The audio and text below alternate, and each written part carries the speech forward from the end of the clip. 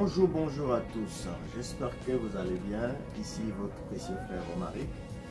Alors, nous avons décidé de partager avec vous une série de 7 où on va peut-être arriver à 10 épreuves. On avait dit 7 ou 10 épreuves, mais on va se battre à respecter 7 ou 10 qui arrivent dans le couple une fois que vous êtes mariés. Et nous avons dit que les épreuves proviennent de Dieu lui-même. Il y a des épreuves qui viennent par le diable qui nous attaque. Il y a des épreuves qui viennent de nous-mêmes en tant que conjoints. Il y a des épreuves qui viennent de nos enfants. Il y a des épreuves qui viennent de nos familles. Il y a des épreuves qui viennent par des maladies. Il y a des épreuves qui viennent par nos enfants. Il y a plusieurs formes et plusieurs origines des épreuves. Alors on ne va pas étaler tout. On a sélectionné quelques 7 ou quelques 8, quelques 10. Je pense que je m'arrêterai à 7. Où je vais avoir le même format de la couleur noire. Comprenez ce format, c'est pour montrer que ce sont des épreuves de douleur. Parce que les épreuves, ce n'est pas un moment de joie. Quelqu'un qui n'arrive pas à avoir d'enfant, il ne sera pas content. Une femme, je vous ai pris la vidéo où j'ai parlé de Rachel, qui a dit, si tu ne me donnes pas d'enfant, je meurs. Vous voyez à quel point l'enfant pour une femme, c'est quelque chose de primordial et de quelque chose de principal qu'elle tient beaucoup et qu'on ne peut pas négocier avec. Et donc c'est pour dire que ce sujet ne sont pas des sujets que je prends à la légère, c'est des sujets de méditation, des sujets de beaucoup de prières et aussi beaucoup de consacration avant de faire ces vidéos. On se prive de beaucoup et que Dieu nous aide vraiment à aller jusqu'au bout de ces séries de 7 points, des épreuves difficiles qu'un couple peut amener à être confronté une fois marié. Alors pour aujourd'hui, nous allons parler sur la deuxième épreuve ou encore deuxième situation difficile qu'un couple peut rencontrer. Donc je tentais de rappeler au début que nous sommes en train de voir les 7 épreuves majeures du couple ou encore le 8 ou le 9 ou le 10. Je m'arrangerai à arrêter au moins 7. On peut aller au-delà, il y en a plusieurs. On va avoir 7 ou 8 ou 10 selon ce que le Seigneur va nous guider. Vous savez que nous ne connaissons pas comment est-ce que nous devons évoluer. Le Seigneur lui-même sait comment il peut nous guider et dans quelle direction nous allons aller, avec quelle vitesse. Et donc, combien de thèmes nous allons nous arrêter par rapport aux items que nous avons prévus. Alors, sans plutôt tarder, comme on dit que les épreuves peuvent venir de Dieu, peuvent venir des hommes, peuvent venir de nous-mêmes, peuvent venir de notre incompréhension, peuvent venir des maladies. Nous allons lire quelques versets pour introduire le sujet, parce qu'aujourd'hui, on va voir la deuxième épreuve qui sera liée aux problèmes de santé de l'un des conjoints. Vous êtes mariés, 2 ans de mariage, 3 ans de mariage, 4 ans de mariage, 5 ans de mariage, paf, madame tombe malade. Et une maladie qui commence à être une épreuve pour le frère. Comment est-ce que le frère doit tenir pendant cette phase d'épreuve? C'est une épreuve difficile. Ou bien c'est l'enfant qui tombe malade. Comment est-ce que le couple va s'accorder pour gérer la maladie de l'enfant? Ou c'est le mari qui tombe malade. Un peu comme nous allons voir plus loin avec Job. Comment est-ce que la femme doit tenir pour résister à cette période? Ou encore comme Abraham, sa femme a une maladie de stérilité. Ou encore, voilà, comme nous avons parlé avec Léa, qui n'arrivait pas à concevoir. Ou bien d'autres, je peux vous prendre beaucoup d'exemples. Ou la femme de perte de sang. En plein marié, on dit femme, on n'a pas dit célibataire. Je pense qu'elle était mariée. Imaginez qu'il y a une femme mariée qui commence à avoir la perte de sang. C'est compliqué. Donc vous voyez que c'est un sujet très important. La maladie qui vous rattrape étant marié, comment est-ce que le couple doit s'adapter? Alors d'entrée de jeu, nous allons commencer par présenter les Écritures par rapport à ce sujet. Alors par thème, je prendrai un verset pour montrer l'origine des épreuves. On parle des épreuves, des problèmes, des difficultés majeures que le couple rencontre dans leur voyage. On va prendre le verset de... On va prendre Deutéronome chapitre 8 à partir du verset... Deutéronome chapitre 8 à partir du verset 2, il est dit ceci: Souviens-toi de tout le chemin que l'Éternel ton Dieu t'a fait faire pendant ces 40 années dans le désert afin de t'humilier. Le but du désert c'était humilier, afin de t'humilier et de t'éprouver pour savoir quelle était la disposition de ton cœur, si tu garderais ou non ses commandements. Vous voyez que Dieu peut envoyer une épreuve dans le couple pour vous solidifier, pour vous rendre fort. Et le couple, quand il sort de l'épreuve, il devient encore très amoureux, très attaché, très solide, que c'était comme une maison qui, on m'a dit Jésus, qui est bâtie sur le roc. Le vent peut venir, les tempêtes peuvent frapper sur cette maison. La maison ne pourra jamais tomber. Pourquoi? Parce que ces fondements ont été solides. Et ce sont les épreuves, malheureusement ou heureusement, on ne peut pas tricher sur ça. Ce sont les épreuves qui donnent de l'expérience, qui solidifient l'amour.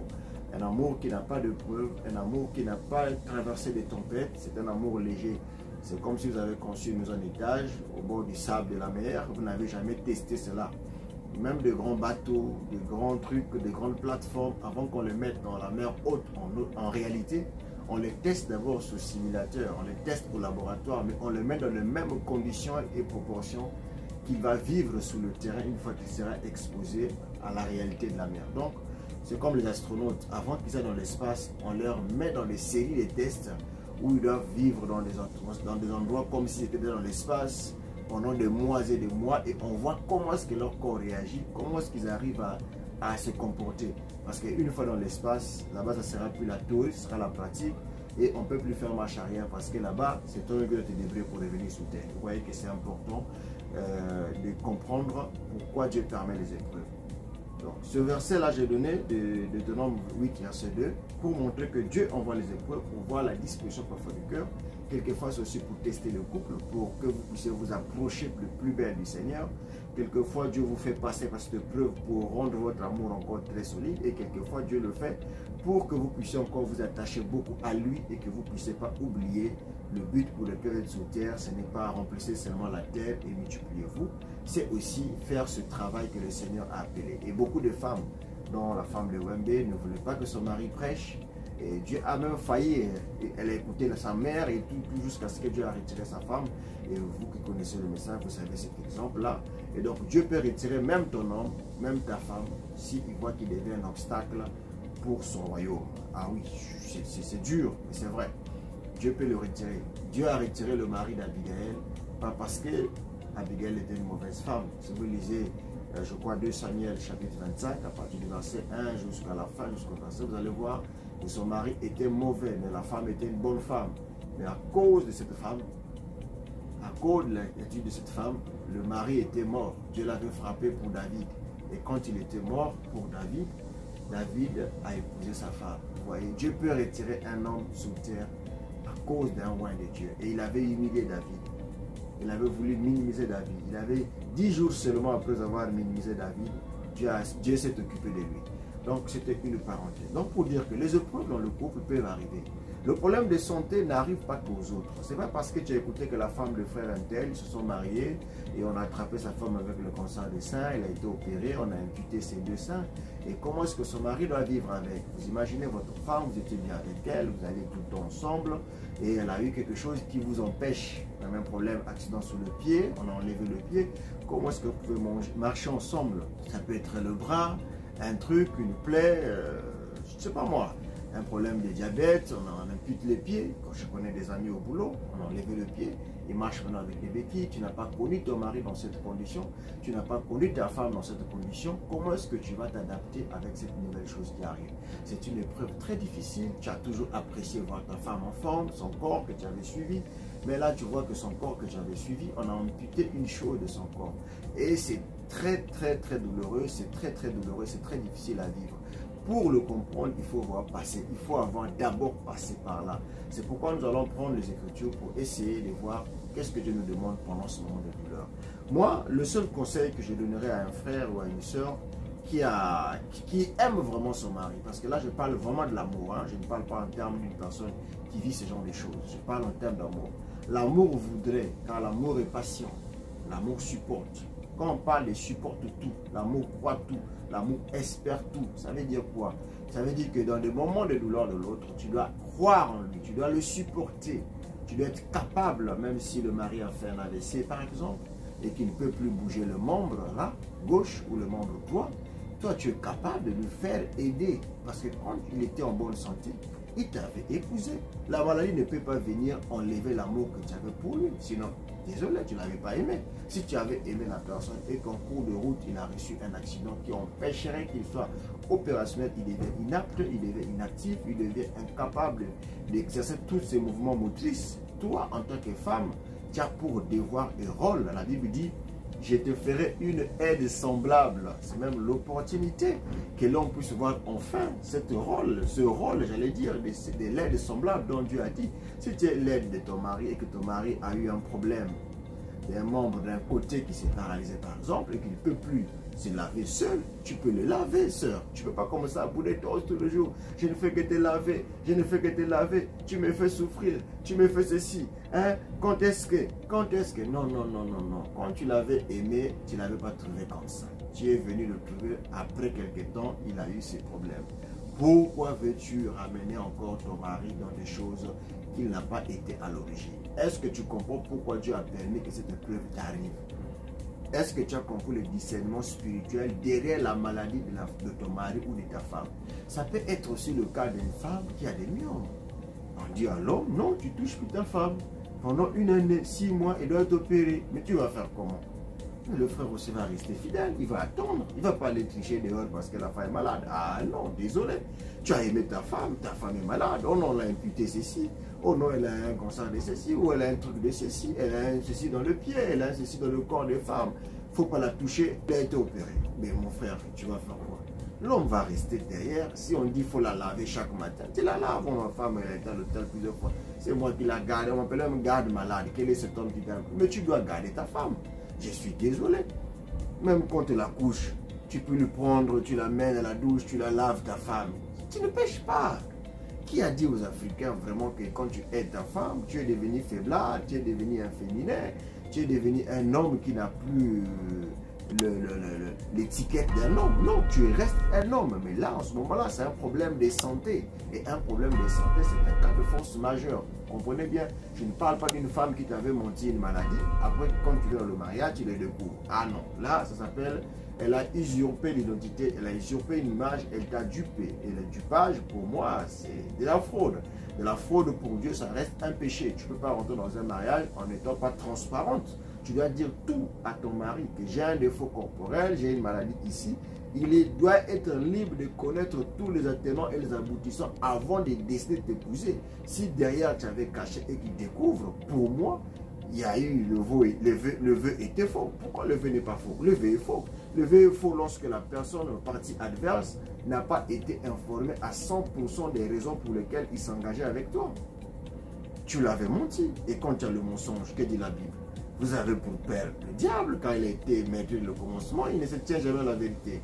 Quand Dieu a demandé à Satan, plutôt à Caïn, où est ton frère Abel, qu'est-ce qu'il a dit? Suis-je son gardien? Le mensonge, c'est l'attitude du diable. Donc, un chrétien qui rentre dans le mariage en commençant déjà à mentir le frère, croyez-moi qu'il te mentira encore plus que ça dans d'autres choses. Ça sera par l'argent, il va commencer à utiliser ton argent bêtement pour des choses quelquefois personnelles, quelquefois familiales, quelquefois des amis, quelquefois même, il peut même nourrir un copain avec ton argent qu'il aime. Peut-être que comme toi tu deviendras inactif parce que quand tu seras malade, est-ce que ta femme là sera capable d'être fidèle? Parce que tu n'es plus opérationnel. Parce qu'on voit, il y en a qui depuis le Covid, j'ai des collègues, je connais d'autres personnes que je connais, je ne vais pas dire le nom, c'est pas bon. Pendant le Covid, on a fermé les frontières internationales, il n'a pas pu voir madame, une année désenfermé les frontières, mais le gars, la femme n'a pas pu tenir, l'a lâché. Beaucoup de couples ont été brisés. Pourquoi? Parce qu'on est incapable d'être patient de supporter l'autre. C'est pas normal. C'est pas normal, mon frère ou ma soeur qui me suit. C'est pas normal. Pourquoi? Parce que quand tu as aimé ta femme ou quand tu as aimé ton mari, tu as dit pour le meilleur et pour les pires. Quand on dit pour les meilleurs et pour les pires, mais les meilleurs là, c'est quand tout va bien, vous dansez, waouh, waouh, waouh. Mais les pires là, c'est quoi? Les pires là, ce sont les maladies, ce sont les galères. Ce sont les difficultés, ce sont les complications, ce sont les épreuves, ce sont les tests. Les tests. On dit toujours que la maladie, la santé vient aussi tester votre amour. De la même manière que la galère teste l'obéissance et la soumission d'une femme. Les épreuves sont là et Dieu peut les envoyer. Le diable peut aussi s'infiltrer. Les enfants aussi peuvent devenir une épreuve. Admettons que votre enfant est malade, une maladie qui surgit pendant que vous avez votre enfant étant marié, qui vous complique, qui vous casse la tête et papa et maman n'arrivent pas à s'accorder. La santé de votre enfant devient le sujet de votre dispute. Donc une épreuve sur un problème de santé vient créer des incompréhensions et des disputes dans le couple. Pendant des années, vous n'arrivez pas à vous accorder à cause de qui va prendre soin de l'enfant aujourd'hui. Ce sera le tour de qui va l'amener à l'hôpital, qui va aller garder malade aujourd'hui, qui va faire ceci, qui va enlever les selles quand elle se soulage. Vous voyez, beaucoup de couples se déchirent à cause des problèmes de santé, à cause des problèmes de maladie. Ce ne sont pas des choses que nous inventons. Nous ne pouvons pas rester là en train d'inventer des choses qui n'existent pas. Nous sommes sur la terre où il y a des êtres humains et nous recevons beaucoup de plaintes. Donc le problème de santé, qu'est-ce qu'on fait? Moi, la chose que je conseillerais à la sœur ou au frère, pour les sœurs, ne soyez pas comme la femme de Job. La femme de Job, lorsqu'il a remarqué que son mari était malade et qu'il était à un niveau où presque, même au lit, vous imaginez un homme qui a des puces, qui a des puces partout. Même dans la Bible, vous voyez les lépreux. Vous connaissez l'histoire des lépreux. Pourquoi les Juifs mettaient les lépreux dehors? Parce qu'on les considérait comme des hommes impurs. Ils ne pouvaient pas rester avec les hommes normaux. Maintenant, imaginez Job dans son état. Comment est-ce qu'il était? On va lire cela rapidement.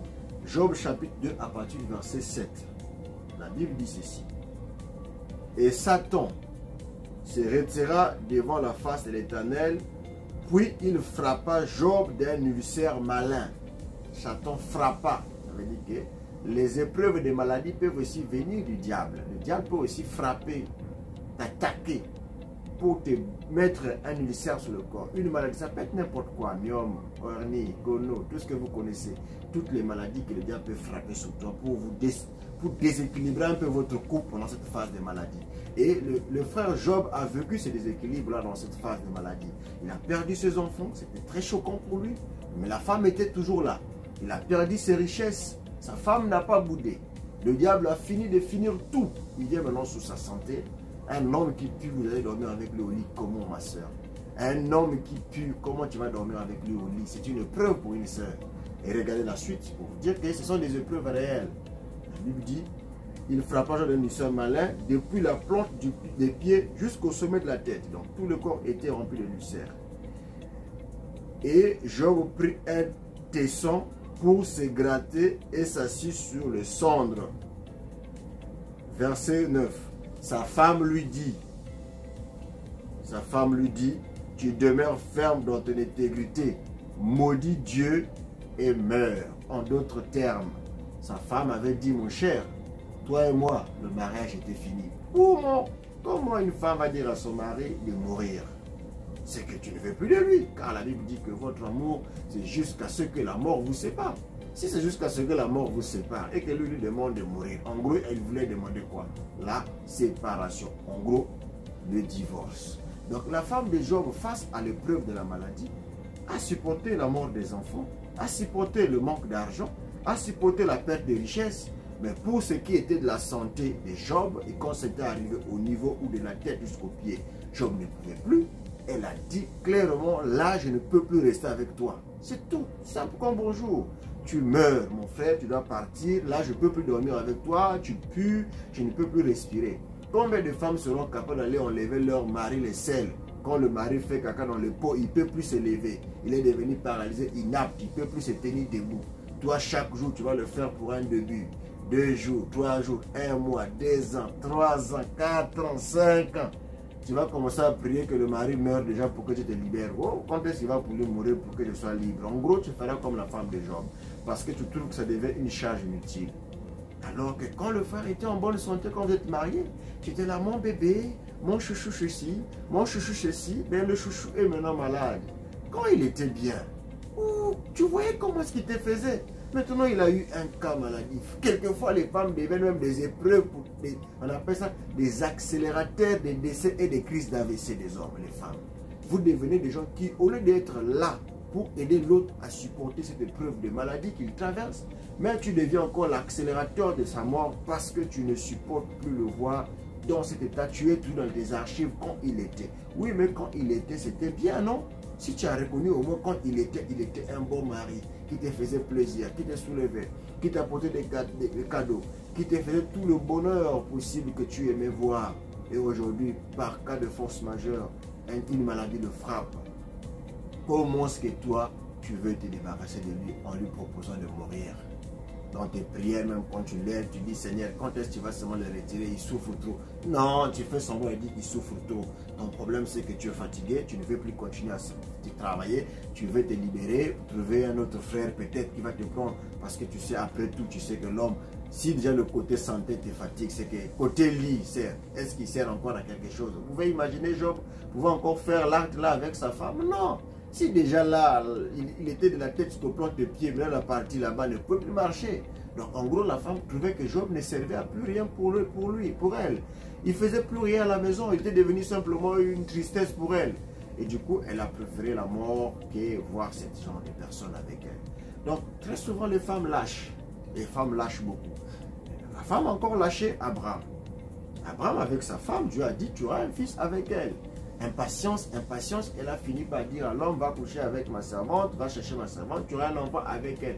Peut-être avec elle. Mais est-ce que Dieu avait dit que c'était avec la servante? Dieu a dit avec Sarah.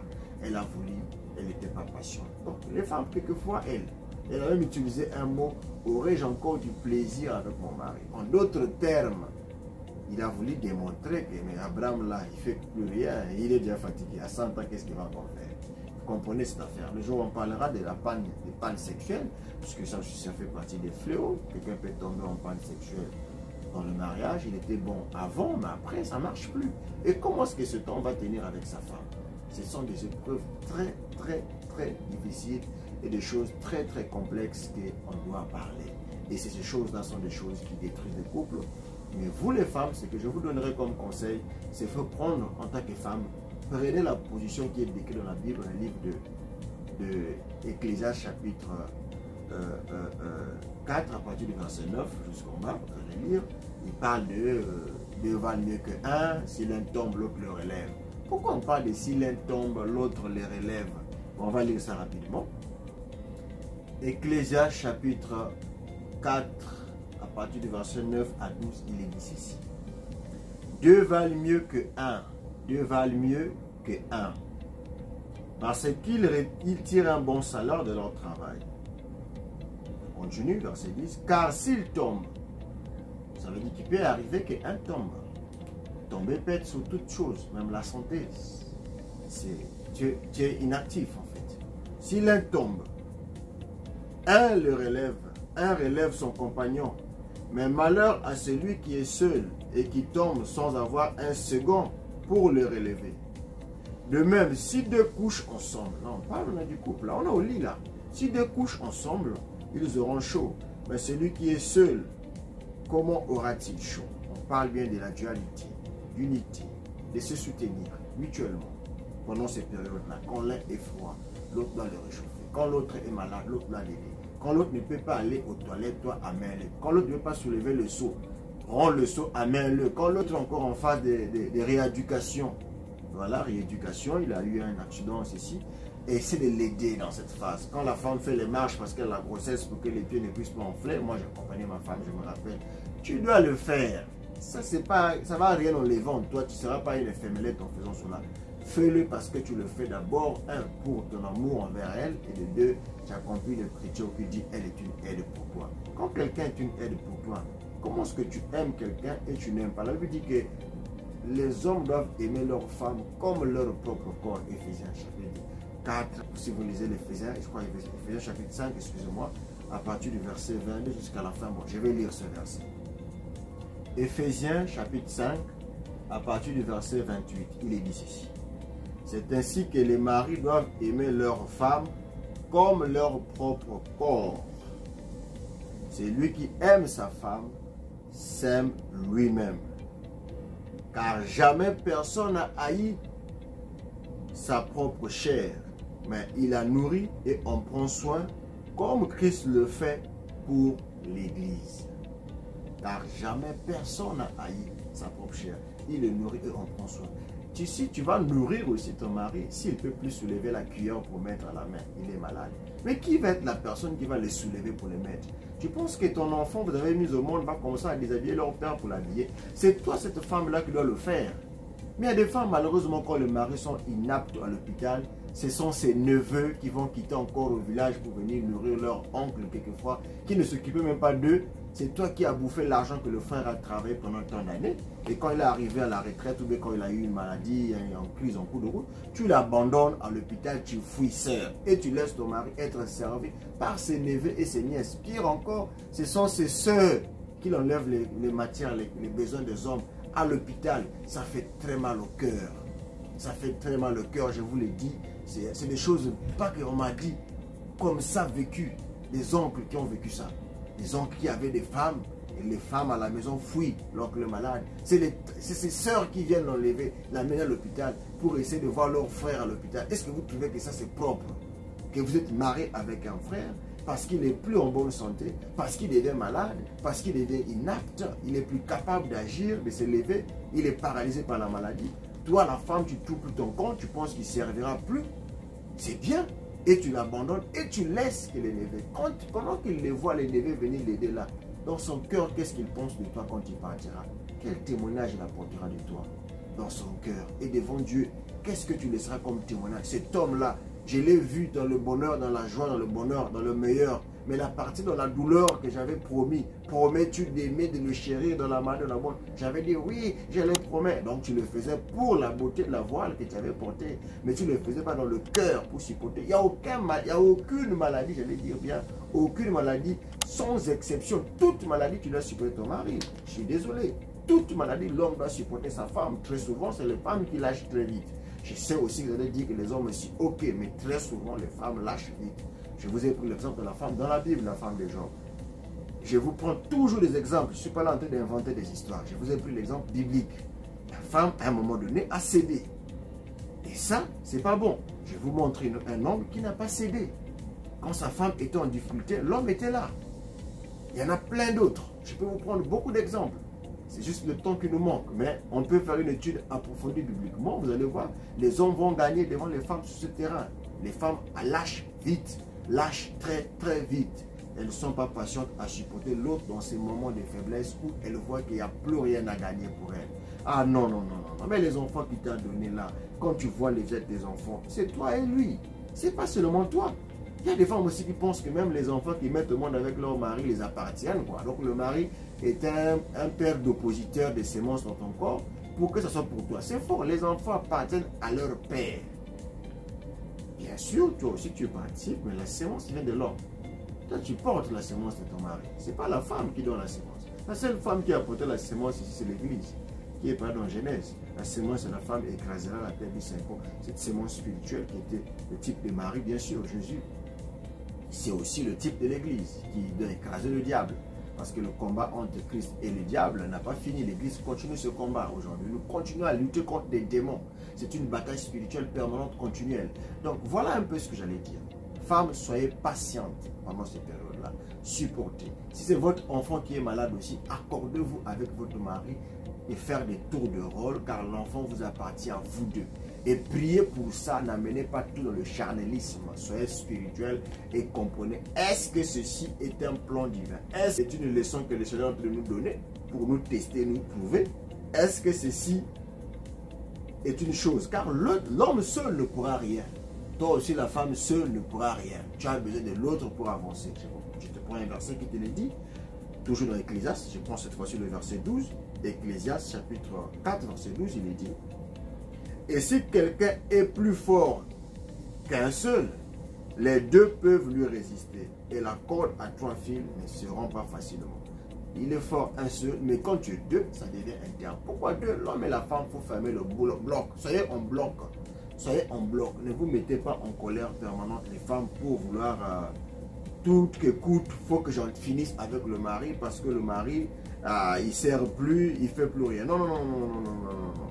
Même si vous avez discuté avec vos maris, même si vous avez des incompréhensions avec ton mari, en matière de prendre soin des enfants, quand il y a des problèmes des enfants, soyez toujours unis, travaillez de main dans la main, parce que si vous partez en rang dispersé, l'ennemi vous a gagné. Et quand le diable vous a gagné dans la communication, on parlera des disputes aussi qui font partie des guerres, disputes et les incompréhensions, font partie aussi des armes très très fatales que le diable utilise pour désorienter et démotiver et désorganiser l'armée de la maison. Quand je parle de l'armée de la maison, je parle du couple. L'homme et la femme forment l'armée. La Bible dit que la corde à 2 fils, à 3 fils, ne se rompt pas facilement. Le troisième de cette dualité, c'est le Saint-Esprit, c'est le Seigneur Jésus-Christ lui-même au milieu de vous. Et vous êtes très solide. Et personne ne peut vous ébranler. Mais si déjà vous êtes en rang dispersé, vous ne priez même pas ensemble, vous ne gênez même pas, vous n'êtes pas unis dans vos batailles, qu'est-ce que vous aurez à la fin? Vous aurez qu'un couple fantôme. Sur les réseaux sociaux, on vous verra toujours souriante, bien avec ton mari, mais dans la vraie vie, il n'y a rien. Il n'y a rien. Quand on vient, le diable se moque même de toi. Donc, vous avez intérêt, s'il vous plaît, mes soeurs, à méditer dans ce que je viens de partager. Maintenant, si c'est la maladie de la maman de la soeur, souvent aussi les femmes veulent que le mari puisse compatir à 100% de la manière qu'elle veut qu'on compatisse. Et aussi quand le frère aussi a des problèmes de son côté, il voudrait que sa femme aille parfois à l'hôpital, soutenir son père, aider ceci. Sur ce cas-là, une famille-là, je préfère vous laisser être conduit par l'esprit. Je n'ai pas une écriture pour vous imposer. Je sais simplement que si tu as accepté ton mari, c'est que tu as aussi épousé cette famille. En d'autres termes, tu considères aussi son père comme étant tes parents, sœurs. Pareil pour le frère. Si tu as épousé une femme, tu dois aussi considérer sa mère comme ta mère, son père comme ton père. Et donc, ne pas t'intéresser aux choses qui concernent ta femme, ça te ferait très mal. Même toi-même quand tu as des problèmes. Imagine quand tu fêtes l'anniversaire et quelqu'un te fait un petit message, ça te fait très bien. Maintenant, combien plus forte ta femme, à combien plus forte une femme que tu as épousée qui te donne, qui souffre dans son cœur de son père qui est malade et toi tu n'y compatis pas. Même si tu ne puisses pas avoir la même compassion qu'elle, mais montre quand même que tu es là. Voilà. Je me rappelle dans notre pays, un jour, quelqu'un qui était éprouvé, ben, tout le monde était obligé de faire semblant aussi de quand lui il pleure, eux aussi ils pleurent. Quand lui s'élève, eux aussi s'élèvent. Donc, essaie de compatir de façon naturelle pour qu'elle sente que je ne suis pas seul. Mon mari m'accompagne dans cette douleur. Et ma femme, quand elle a perdu son père, j'ai été là, j'ai même beaucoup pleuré son père. Je crois même que j'avais tellement trop pleuré. Bon, voilà. Donc, vous voyez que c'est important de compatir parce que c'est votre être. Votre femme devient une partie de vous. Tu ne peux pas la considérer toujours comme une inconnue, une étrangère. Non, c'est ta femme, c'est une partie de toi, c'est un double de toi, c'est ton binôme, comme on peut dire. Ta partie B, ta partie faiblesse, ta partie féminine. Toi, tu es la partie masculine, comme Dieu. Tu vois, Dieu peut être au masculin, il peut être au féminin. C'est-à-dire, Dieu peut se comporter comme notre mère, Dieu peut se comporter comme notre père. Je n'ai pas dit que Dieu est féminin, je dis bien que Dieu peut se comporter. Il peut prendre l'étiquette d'être une maman. Comme Dieu dit que je vous conduis comme la mère pour garde ses poussins, l'Éternel nous garde. Je vous ai nourri ma bouche. Dieu nous a nourris. Je vous ai porté sous mes ailes. Dieu porte. Il prend plusieurs fois l'exemple d'une mère qui nourrit. Parce que, comme disaient les gens, El Shaddai, oui, El Shaddai dans d'autres traductions veut dire l'Éternel qui nourrit les laits. C'est pas une erreur. J'ai écouté qu'elle dit El Shaddai veut dire seulement Dieu puissant. Ah, c'est faux. Il faut bien fouiller ton hébreu, ton grec. Tu verras que El Shaddai aussi veut dire l'Éternel nourrit de ses mamelles. Et donc, c'est important de comprendre ces choses. Alors, pour aller vite, pour terminer, lire un peu ce que j'avais essayé d'écrire. Comme toujours, il faut toujours méditer et écrire. Parce que tout ce que je parle, c'est que l'Esprit me guide et dire. Je vais lire un peu ce que j'avais écrit. J'avais écrit ceci, que dans les phases de maladie, ce qui arrive à ton mari aujourd'hui peut aussi arriver à toi. Et peut aussi arriver à ton frère, soeur. Si ton frère est marié, que tu apprends que ton frère étant malade, son mari, sa femme n'arrive pas à enlever les besoins parce qu'il est incapable de se déplacer, les néglige, tu ne seras pas content. Tu seras même très nerveux de voir ton frère qui a dépensé beaucoup pour cette femme, qui a fait tout pour cette femme, qui l'a honoré, qui a fait tout. Aujourd'hui, pendant qu'il souffre, cette femme n'est pas là. Toi, la soeur, tu ne seras pas d'accord. Pareil pour le frère. Si tu as une soeur et qu'elle est malade et que son mari la néglige, toi, le frère, tu ne seras pas content d'apprendre cela. Pareil pour vos enfants. Tu as un enfant, ton enfant épouse un homme qui s'en fout d'elle pendant qu'elle est incapable, tu ne seras pas content. Donc, mettez-vous à la place des autres. Vous comprendrez que ce que vous faites à la soeur des autres ou à l'enfant d'autrui, si on le fait chez vous dans le sens opposé, vous ne serez pas d'accord. Donc, votre mari est malade, ne veut pas dire qu'il est devenu un animal. Accompagnez-le, même si jusqu'à ce qu'il mourra, qu'il parte avec un témoignage, un bon souvenir de toi, que tu es resté à ses côtés jusqu'à ses derniers souffles. C'est très, très, très, très important. C'est très important. Je vais prendre le livre avant que je lise ce que j'ai écrit, je vais prendre d'abord le livre de David. David a fait quelque chose de très bien que j'avais mentionné ici, dans le livre de 2 Samuel chapitre 12, à partir du verset 19 à 24. Mais moi, je vais lire seulement le verset 19 et le verset 24. Vous allez lire vous-même le reste. David aperçut que ses serviteurs parlaient tout bas entre eux. Il comprit que l'enfant était mort. Donc il s'agit de David après son péché. L'enfant est né, mais il savait que l'enfant va mourir parce que je l'avais averti. Il comprit que l'enfant était mort. Il dit à ses serviteurs, l'enfant est mort. Il répondit, il est mort. Alors David se leva à terre et s'éleva, soignit, changea de vêtements, puis il alla dans la maison de l'Éternel et se prosterna. De retour chez lui, il demanda qu'on lui servît à manger et il mangea. Malgré que David a perdu l'enfant, il n'a pas insulté le Seigneur pour ce que Dieu a pour son enfant. Il n'a pas dit toutes les malédictions possibles que vous connaissez, que vous dites quand vous avez des problèmes, sœurs, dans vos foyers, ou si vous les frères, nous les frères, bien sûr. Il est parti à l'église encore même prier le Dieu qui lui a ravi l'enfant. Et à son retour, le verset 24, je vais lire, David dit ceci, verset 23, pour aider aussi ceux qui pleurent les enfants, malgré qu'il y ait un problème, mais elle est toujours dans les archives. Verset 23 à 24, maintenant qu'il est mort, pourquoi jeûnerai-je? Puis-je le faire revenir? J'irai vers lui, mais il ne viendra pas vers moi. Donc l'enfant qui est parti, il est parti. L'Éternel a pris, il a repris. Il ne peut plus rien changer, c'est pris, c'est pris. Verset 24, on a écouté la partie qui est importante.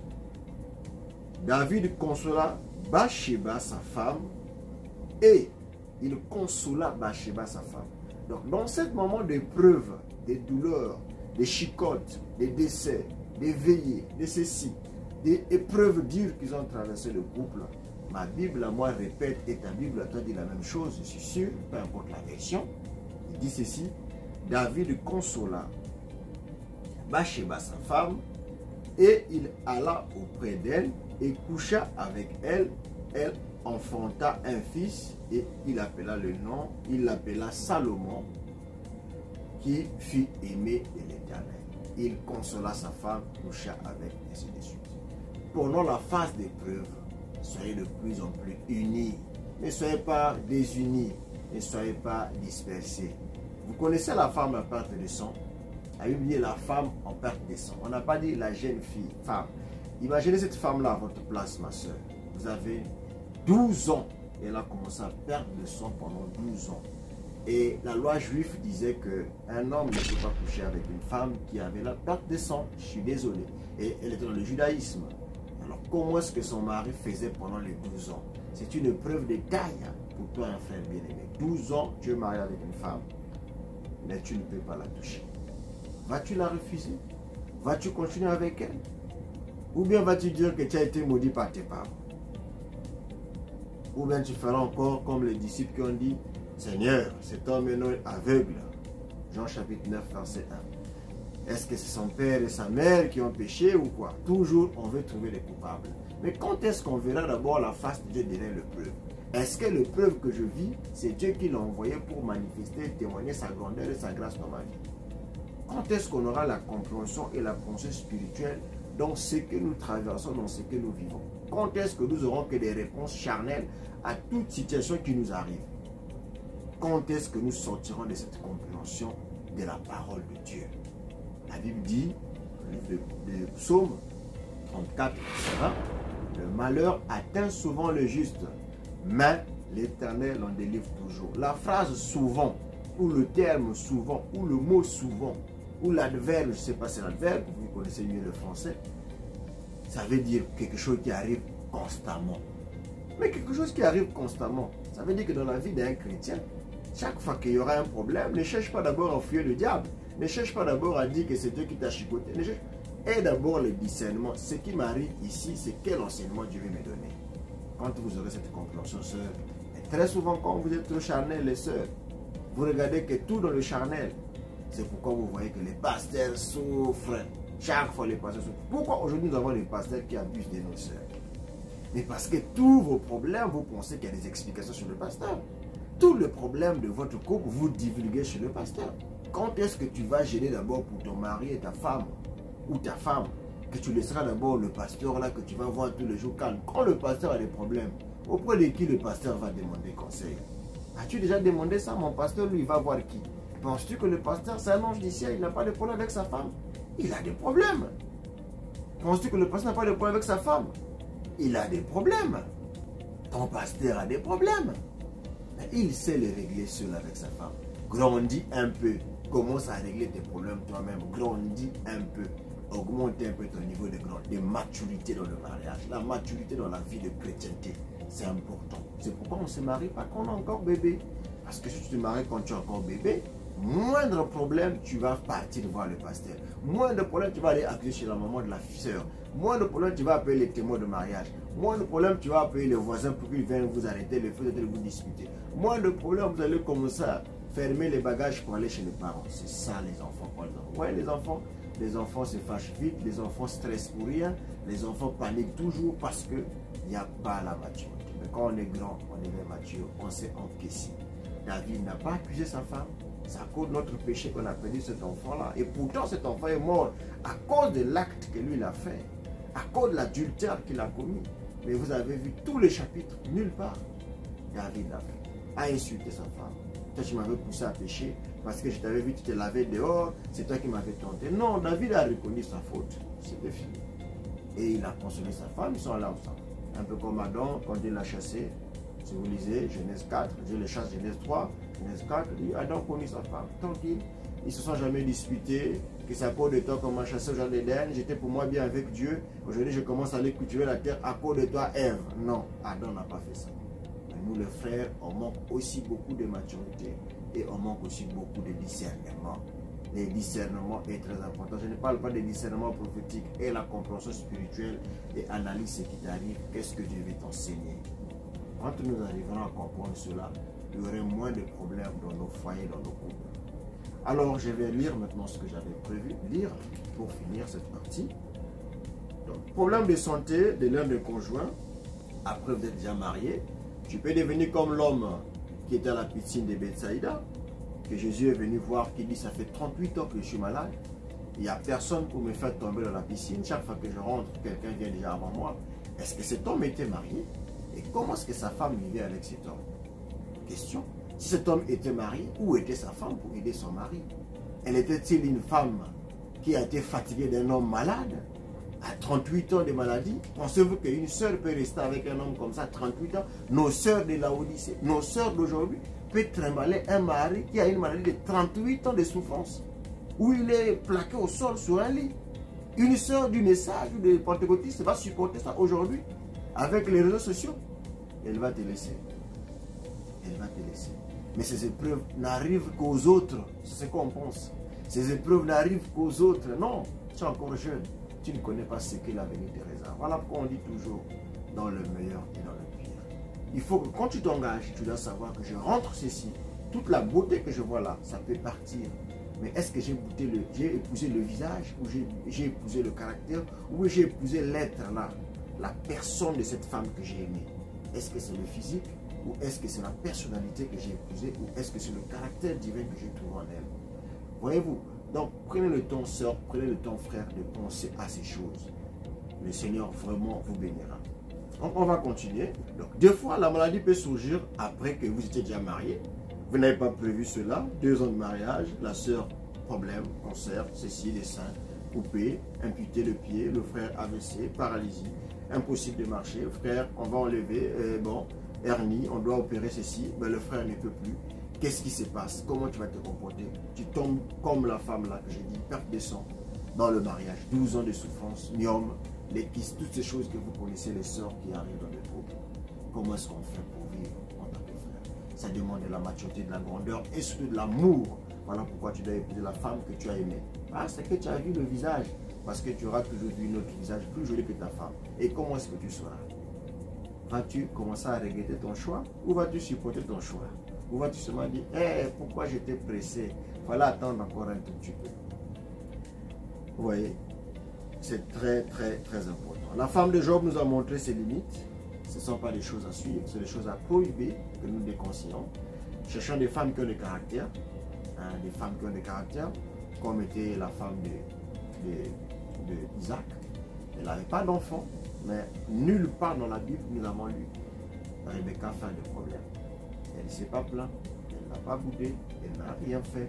C'est Isaac qui est parti pleurer, prier au Seigneur, que le Seigneur donne la grossesse, et elle a enfanté. Et dans 2 Samuel, je vous ai pris l'exemple de David qui a évidemment consolé sa femme après cet acte. avoir perdu l'enfant. Il ne s'est pas apitoyé sur lui pour dire que c'est à cause de toi. Parce que tu t'es lavé dehors et moi j'étais à l'étage, j'étais aperçu, tu m'as séduit. Aujourd'hui, on a pris l'enfant à cause de toi. Non, il a compris que le péché il était là. C'est partager la douleur à nous deux. Pourquoi jeter l'éponge sur l'autre? Et David encaissé, il a consolé. Et il coucha avec sa femme. Et dans le livre de Genèse 4, je vous ai dit, Adam fit pareil. Il chassait du jardin. Ils ne se sont pas disputés en route. Tout était calme. Et ils ont continué à vivre maritalement, tranquillement. Juste à la sortie, c'était beau. C'est comme si rien ne s'était passé. Ayant l'attitude de supporter les faiblesses des autres, bien que l'autre a commis une erreur, bien que l'autre est dans la maladie, bien que l'autre est dans la douleur, sois là pour que tu puisses pas... Tu dis, chérie, ne t'inquiète pas. Quand tu étais en bonne santé, tu étais toujours cet homme-là qui faisait ceci. Tiens bon, Dieu va faire, nous croyons à la guérison divine. Marc 16 dit, voici le miracle qui accompagne ceux qui ont cru. Même quand lui, il n'arrive plus à lire sa Bible pendant qu'il est malade, toi, lis la Bible, réciter les versets qu'il aimait lire, fais-lui des chants qu'il aimait écouter. Sois vraiment un soutien qui va le faire rapprocher encore de Dieu. Chaque fois qu'il te verra, il ne se sentira pas isolé, abandonné. Parce qu'il y a d'autres personnes qui ont anticipé la mort parce que la solitude les a amenés à avoir encore plus de soucis. Et plus de soucis vous tuent encore plus vite que la maladie même elle-même. Et donc, je continue. Je disais, comprends l'exemple de David, comprends l'exemple des autres femmes dans la Bible qui ont été des vrais poteaux indicateurs, qui ont été là pour accompagner les autres, leurs femmes, leurs maris, dans les périodes difficiles. Et les périodes difficiles dans la vie d'un homme, ça arrivera toujours. Je me rappelle dans la Bible, j'ai lu là où on a parlé de la belle-mère de Pierre qui avait la fièvre. Mais Pierre n'a pas laissé son travail pour venir aller à la maison. Jésus est venu chez eux, il a trouvé belle-mère de Pierre malade et il l'avait guéri. Et c'était bien. Pourquoi le Seigneur l'avait guéri? Parce que Pierre a accepté de laisser sa femme pour suivre le Seigneur. Il n'a pas refusé sa femme. Il a laissé ce qu'il faisait comme boulot de pécheur pour accompagner le Seigneur. Et il dit, Dieu ne peut pas être redevable à celui qui s'est sacrifié pour lui. Et chaque épreuve qui nous arrive nous demande d'abord le discernement. Que nous puissions chercher à savoir d'où cela vient. Pourquoi Dieu permet ceci? Quel est le but de cet enseignement? Qu'est-ce que Dieu veut m'apprendre derrière? Y a-t-il quelque chose que Dieu veut que je puisse changer? Est-ce que Dieu veut que je puisse beaucoup prier? Est-ce que Dieu veut que je puisse me rapprocher beaucoup? Or, ce que nous faisons aujourd'hui, c'est l'inverse. Au lieu qu'on puisse se poser des bonnes questions sur ça, on se met à se chamailler et à être en colère. Et je vais prendre le verset de Éphésiens chapitre 4 à partir du verset 28. Ce sera le dernier verset. Je vais lire ceci. Éphésiens 4, verset 28, il est dit. Éphésiens chapitre 4, verset 27 à 28, il est dit. Ne donnez pas accès au diable. Ne donnez pas accès au diable. Que celui qui dérobait ne dérobe plus, mais plutôt qu'il travaille en faisant de ses mains ce qui est bien pour avoir de quoi donner à celui qui n'en a pas. Ne donnez pas accès au diable. On donne accès au diable lorsqu'on ouvre les portes nous-mêmes. Et quand on ouvre les portes nous-mêmes, nous devenons une proie facile au diable. Et le diable, qu'est-ce qu'il fait? C'est comme le dit. Vous entendez? Le diable est un lion rougissant, cherchant qui il va dévorer. Est-ce que vous avez déjà vu un lion qui veut bouffer la gazelle ou n'importe quelle antilope en train de crier ha, ha, ha, ha, ha, ha? Non. Le lion, quand il poursuit, il est calme. Mais comment le diable est un lion qui rougit? Si le lion là, il rougit, ça veut dire que c'est un lion qui n'a plus de dents. Il est sûr qu'il ne peut plus rien faire. Il fait seulement peur. Le diable a été dépouillé à la croix. Il n'a plus le pouvoir sur nous parce que l'aiguillon de la mort lui a été retiré. Un lion qui rougit, quand il cherche le proie, ça c'est pas un lion. Ça c'est un lion qui n'a pas de dents. Ça veut dire que c'est un lion qui fait seulement peur. Le diable fait peur. Ce n'est pas peur de la maladie. La maladie c'est une épreuve. La difficulté c'est une épreuve. Les enfants c'est une épreuve, oui. La maladie de ton mari est une épreuve, je ne refuse pas. Mais peu importe la taille de la maladie, rien n'est impossible à Dieu. Cela est impossible aux hommes, mais à Dieu, non. Rien n'est impossible. Tout est possible. Mets tes genoux au sol, prie pour ton mari. Si c'est la femme qui est malade, frère, mets tes genoux au sol, gêne, prie. Cherche même les hommes de Dieu. La Bible dit que si quelqu'un parmi vous est malade, il appelle les anciens. On les met l'huile, on prie. La prière de la foi sauvera le malade. C'est écrit dans la Bible, mon frère. Voici les miracles qui accompagneront ceux qui auront cru. Oh mon nom, on n'a pas dit voici les miracles qui accompagneront les pasteurs. Ce n'est pas écrit les pasteurs, ceux qui auront cru. Ils chasseront les démons. La première des choses, quand ils ont cru, voilà les miracles qui les accompagnent. Ils vont chasser les démons. Donc tu as le pouvoir, mon frère, de chasser la maladie dans le corps de ta femme. Si tu penses qu'avec toi, il n'est pas parti, appelle encore les autres. Soyez une armée. Faites comme a dit, là où 2 ou 3 sont réunis. Ajoute 2, 3. Vous allez faire une force. Il va partir. Donc, au lieu d'être là à t'apitoyer, au lieu d'être là de fuir ton mari, au lieu d'être là à ne pas vouloir, rentre en jeûne en prière pour que la maladie qui paralyse ton mari ou qui paralyse ta femme quitte. Où est ta crainteté? Où est le Dieu que tu as toujours dit? Quand est-ce que tu dis ça? Où est le Dieu d'Élie? Où est le Dieu de la Bible? Où est le Dieu de Paul? Où est le Dieu de ceci? Il faut que le Dieu là soit ton Dieu. À quoi vaut avoir un Dieu qui est dans les pages bibliques, mais il n'est pas capable d'être le Dieu vivant? Nous ne voulons pas un Dieu historique. Nous voulons un Dieu qui est vrai. Et notre Dieu est vrai. Le Seigneur Jésus-Christ est encore vivant. Il guérit encore. Il soigne encore. Les miracles ne sont pas des archives. Les miracles sont une réalité tangible, vraie, palpable, que nous pouvons démontrer et qui sont encore vrais. Car le fait même que je vous parle, je suis un miracle. Parce que je sais d'où je viens. Le Seigneur m'a beaucoup gardé, m'a beaucoup épargné, m'a beaucoup guéri. Des guérisons instantanées. Dieu est capable de guérir même les cancers.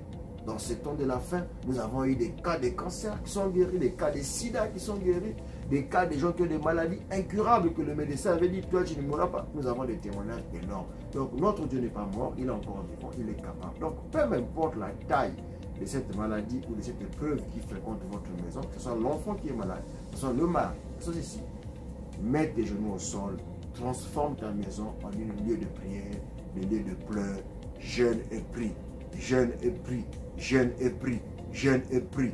L'onction qui est derrière la Bible, l'onction qui est derrière la parole de Dieu va t'accompagner et le Dieu du ciel est le seul qui est capable de changer les circonstances et défier même les pronostics des médecins.